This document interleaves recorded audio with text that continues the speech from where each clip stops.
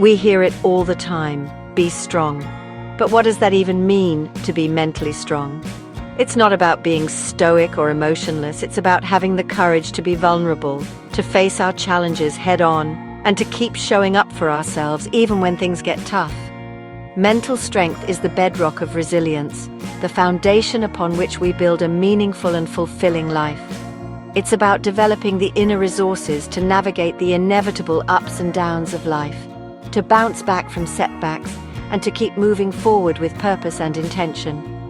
It's about recognizing that we are not alone in our struggles, that we are all perfectly imperfect human beings doing the best we can with what we have. And the beautiful thing is, mental strength is not a fixed trait. It's like a muscle that we can strengthen and develop with practice and intention. Our minds are powerful, and sometimes they can be our own worst enemy. Negative thoughts can creep in like unwanted house guests, leaving us feeling drained and defeated. But here's the thing, we don't have to offer them a place to stay. The first step to managing negative thoughts is to simply become aware of them.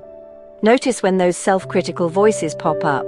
I'm not good enough, I'm going to fail, and acknowledge them without judgment. Next, challenge those thoughts. Ask yourself, is this thought really true? What evidence do I have to support it? What would I say to a friend who was having this thought? Once you've challenged the negative thought, try reframing it in a more positive and realistic light. For example, instead of thinking, I'm going to mess this up, try, I'm going to do my best, and that's all that matters. I remember when I was first starting out as a researcher, I was plagued by self-doubt. I'd think, who am I to do this work? I'm not smart enough.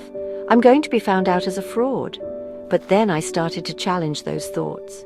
I reminded myself of my passion for my work, my commitment to my research, and the countless hours I had poured into my studies. I reframed my thinking to focus on my strengths and my genuine desire to make a difference.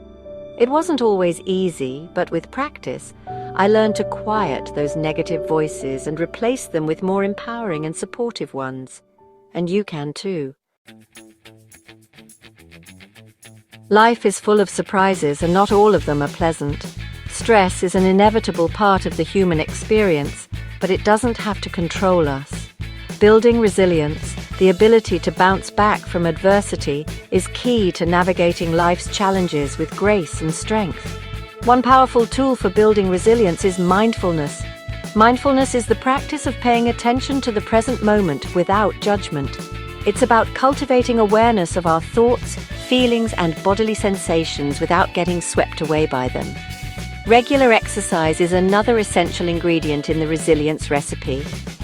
Physical activity releases endorphins, those feel-good chemicals that have mood-boosting and stress-reducing effects. Find an activity you enjoy, whether it's dancing, hiking, or simply taking a brisk walk in nature, and make it a regular part of your routine.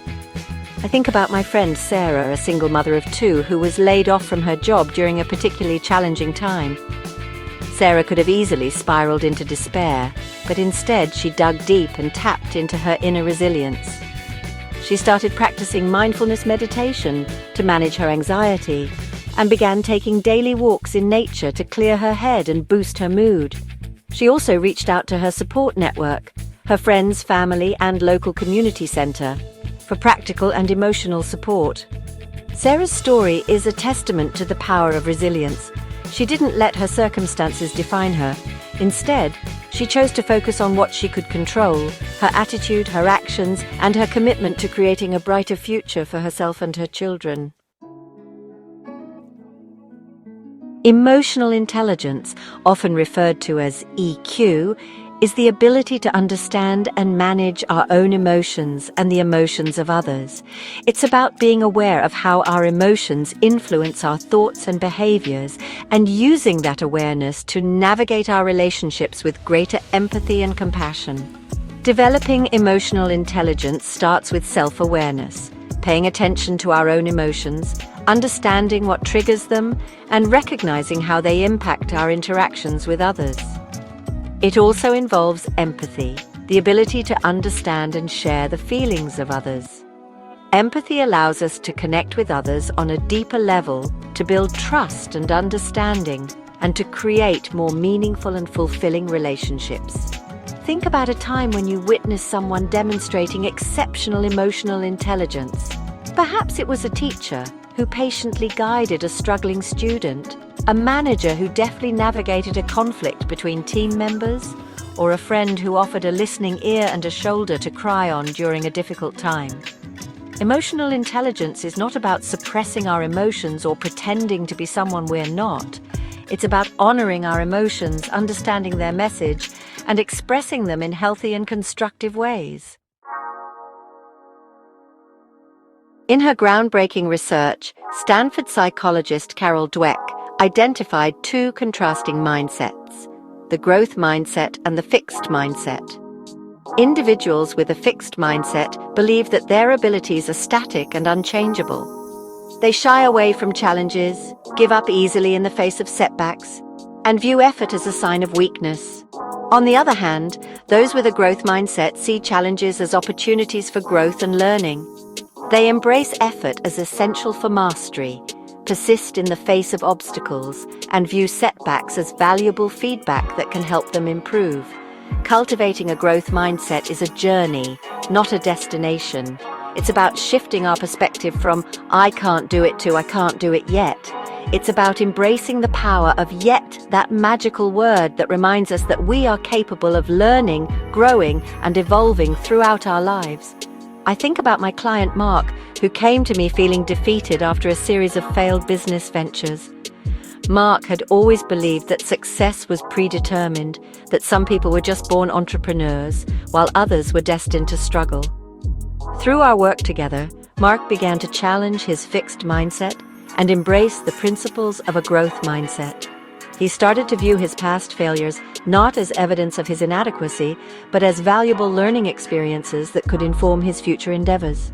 He began to focus on developing new skills, seeking out mentors, and surrounding himself with a supportive community of fellow entrepreneurs. Mark's story is a powerful reminder that our mindsets are not set in stone.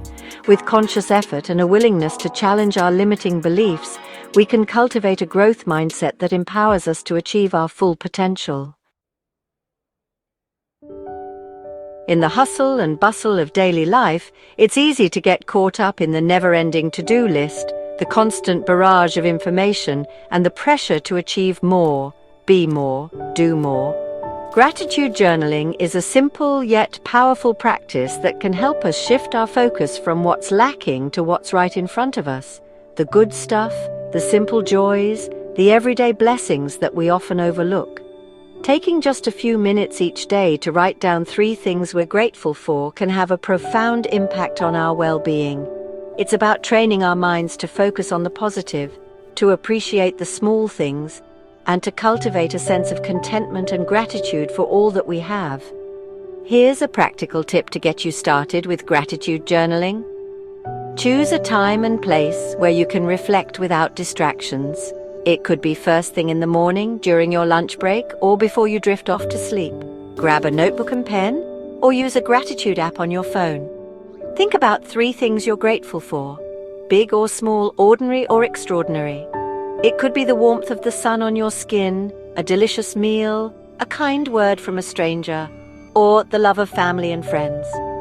Write down each item on your gratitude list and take a moment to savor the feeling of gratitude. Let the feeling wash over you and allow yourself to truly appreciate the good in your life. Effective communication is the lifeblood of healthy relationships. It's about expressing ourselves clearly and authentically, listening with empathy and understanding, and navigating conflict with respect and compassion. When we communicate effectively, we build trust, foster connection, and create a safe and supportive space for ourselves and those around us. On the other hand, poor communication can lead to misunderstandings, resentment, and conflict, eroding the foundation of even the strongest relationships. One of the most important aspects of effective communication is active listening, truly hearing and understanding what the other person is saying, both verbally and non-verbally. It's about putting aside our own agendas, judgments, and distractions and giving the other person our full attention. I think about my clients, Lisa and David, a couple who came to me on the brink of separation. Years of bottled-up resentment, unspoken expectations, and ineffective communication had created a seemingly insurmountable chasm between them. Through our work together, Lisa and David began to develop their communication skills. They learned to express their needs and feelings assertively yet respectfully, to listen to each other with empathy and understanding, and to navigate conflict constructively rather than destructively. It was a challenging journey, but with time and effort, Lisa and David were able to rebuild trust, rekindle their connection, and create a more loving and fulfilling relationship. Failure is an inevitable part of life. It's something we will all encounter at some point in our journey, whether it's a failed exam, a job rejection, a business venture that didn't pan out, or a relationship that ended. How we choose to respond to failure can have a profound impact on our growth, resilience, and overall well-being. We can allow failure to define us, to crush our spirits, and to prevent us from pursuing our dreams. Or we can choose to view failure as a valuable learning experience, an opportunity for growth, and a stepping stone on the path to success. One of the most important things to remember about failure is that it does not define us. It's an event, not an identity. It's something that happened, not who we are.